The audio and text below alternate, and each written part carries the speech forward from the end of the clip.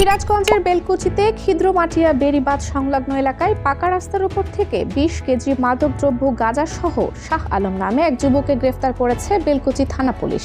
১৩ December শনিবার সকালে বেলকুচি থানার এসআই শামসুল আলম ও এএসআই বদিউজ্জামানের নেতৃত্বে সঙ্গীয় ফোর্স নিয়ে চেকপোস্ট ডিউটি করাকালে একটি মিশুক গাড়ি তল্লাশি করে তাকে গ্রেফতার করা হয়। তল্লাশি চলাকালে মাদকদ্রব্যের সাথে জড়িত আরও দুজন দৌড়ে পালিয়ে যায় বলে জানান এসআই শামসুল আলম।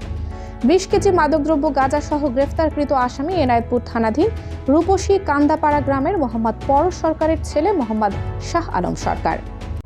দেশ দর্পণ নিউজ, দেশের সাধারণ জনগণের সংবাদ মাধ্যম। আপনার সংবাদ এবং বিজ্ঞাপন প্রচারের জন্য যোগাযোগ করুন স্ক্রিনে দেখানো হোয়াটসঅ্যাপ নম্বরে।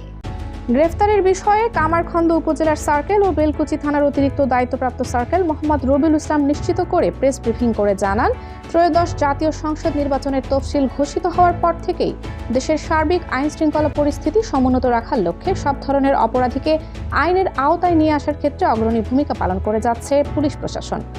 সন্ত্রাসী, সংঘবদ্ধ অপরাধী, ছিনতাই, জুয়ারি, মাদক ব্যবসায়ী, খুন এবং অপহরণকারী সহ বিভিন্ন চাঞ্চল্যকর আসামি গ্রেফতারে অভিযান করা হচ্ছে।